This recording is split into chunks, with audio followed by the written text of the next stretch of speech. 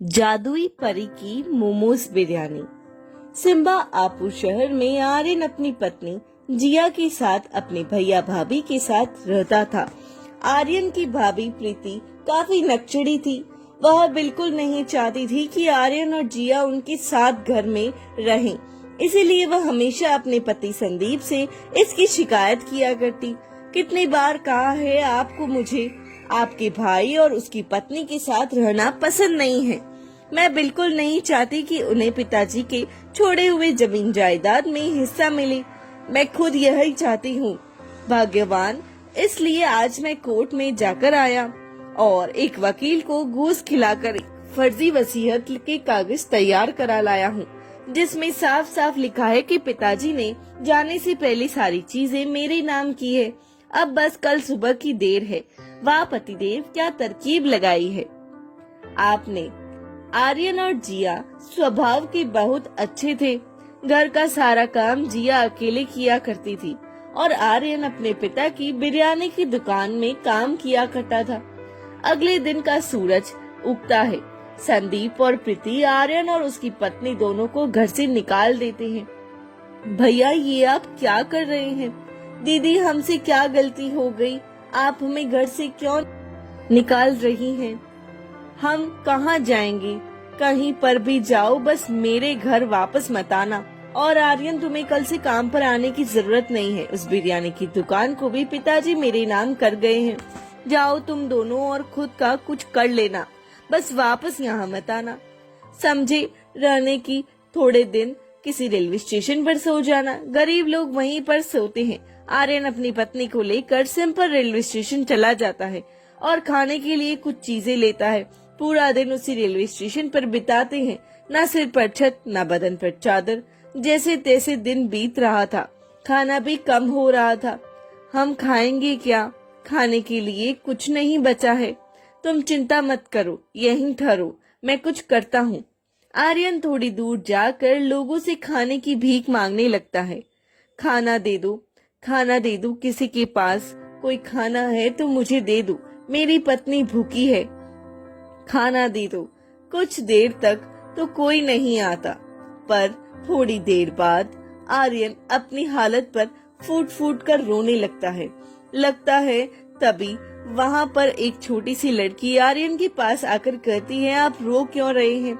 मैं आपको खाना देती हूँ। आज मैं अपना टिफिन भूल गई और मम्मी ने मुझे मेरे दोस्तों के लिए मोमोज पैक करके दिए हैं। आप रोइए मत, मैं आपको अपना टिफिन देती हूँ। बेटी, तुम्हारा बहुत बहुत शुक्रिया। ईश्वर हमेशा तुम्हारे साथ रहे। ईश्वर से मेरी यही प्रार्थना है। तभी रास्ते में एक बूढ़ी औरत कमजोर की हालत में लोगों से खाना मांग रही थी। कोई खाना दे दो, नहीं तो मैं जी नहीं पाऊंगी। ऐसा करते समय आर्यन वहीं से गुजरता है। बूढ़ी औरत से कहता है, जी माँ जी, मैं थोड़ा सा खाना आपको देता हूँ। मैं अपने हिस्से का खाना आपको दे देता हूँ। मुझे बस इतना चाहिए था कि जिससे मेरी पत्नी का पेट भर जाए। तुम नेक इंसान हो।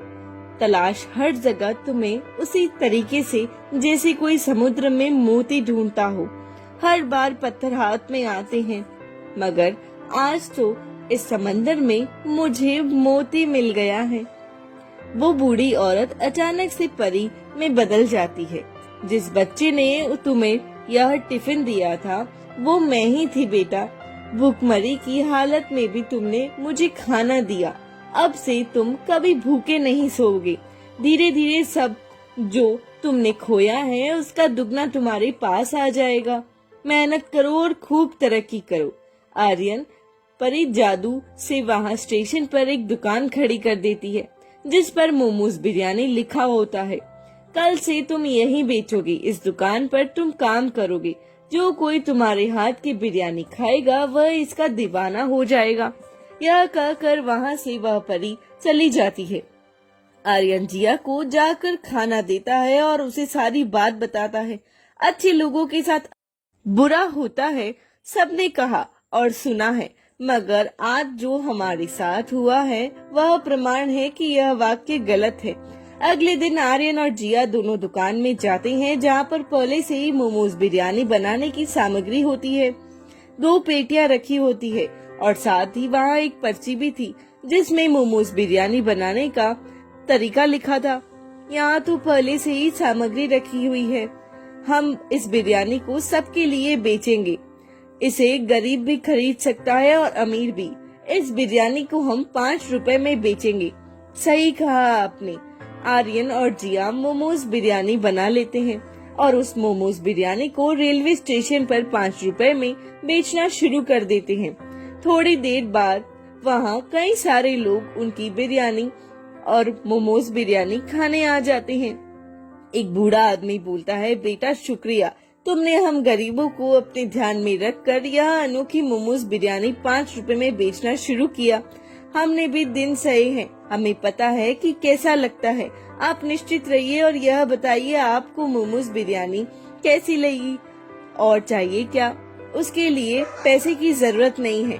धीरे धीरे आर्यन और जिया की मोमोज बिरयानी पूरे शहर में प्रसिद्ध हो गई। सब लोग उसकी दुकान पर 5 रुपए की मोमोज बिरयानी खाने पहुंच जाते। कई शहरों के धनवान भी उसके पास 5 रुपए वाली मोमोज बिरयानी खाने आते और उसे कई सारे पैसे देकर जाते। यह खबर हवा की तरह संदीप और प्रीति तक भी पहुंच जाती है। यह मैं क्या सुन रही हूँ, पतिदेव आर्यन और जिया फिर से अमीर बनते जा रहे हैं। उन्हें कई सारे शहर के धनवान लोग उस बिरयानी को खाकर ज्यादा पैसे भी दे रहे हैं। उन्हें जानता हूँ, मुझे भी समझ में नहीं आ रहा। सब तो हमने उनसे छीन लिया था, तब उसके पास दुकान खोलने के पैसे कहाँ से आए और इतने पैसे की बिरयानी को 5 रुपए में बेच रहा है। हम दोनों को जाकर देखना पड़ेगा। भाग्यवान मगर हमसे बात भी नहीं करेगा। सब मुझ पर छोड़ दो। मैं अपने भाई को जानता हूँ, उसका दिल बहुत कोमल है, वह मुझसे गुस्सा नहीं रह सकता। संदीप और प्रीति दोनों आर्यन और जिया से मिलने उनकी दुकान पर पहुंच जाते हैं। मेरे भाई आर्यन, मुझे माफ कर देना, मुझसे गलती हो गई। जिया, मुझे भी माफ कर दो।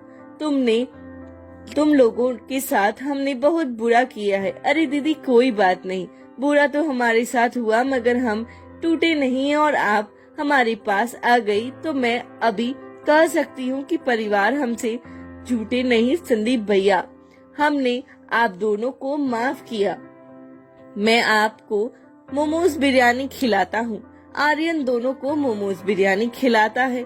संदीप बातों बातों में आर्यन से मोमोज बिरयानी की दुकान का राज पूछता है और आर्यन अपने भाई पर भरोसा करके उसे बता देता है कि उसको एक रास्ते में परी मिली थी।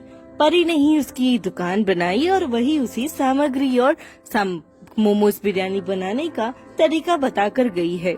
उसी से ही उनका ये बिजनेस चल पड़ा। संदीप और प्रीति रात के अंधेरे में उनकी दुकान में जाते हैं और उसके बाद में वहाँ पे 2 पेटी पड़ी होती है जिसमें तरीका भी लिखा होता है और सामग्री भी। यह सामग्री हर रोज अपने आप आ जाती है और उसके बाद में वो दोनों डिब्बे उठाकर वहाँ से चले जाते हैं। वही एक बूढ़ी औरत मिलती है जो कि असली में परी होती है। वो फिर से उनसे खाना मांगने के लिए बहुत ही गिड़गिड़ाती है, बट संदीप मना कर देता है कि हमारे पास ऐसा कुछ भी नहीं है आपको देने के लिए। वह परी अपने असली रूप में आ जाती है और बाद में उन दोनों को मेढक बनने का श्राप दे देती है। वह दोनों मेढक हो जाते हैं और दूसरे ही दिन से जिया और आर्यन अपनी दुकान पर रोज की तरह जाने लगते हैं, जैसे उनको पता ही नहीं कि कुछ हुआ भी हो। और उसके बाद आर्यन अपनी मेहनत और लगन से पूरे शहर में 5 मोमोज बिरयानी की दुकानें खोल लेता है और उसके भाई भाभी मेढक के रूप में दुनिया में इधर से उधर भटकते रहते हैं। Thanks for watching. Do like, share and subscribe my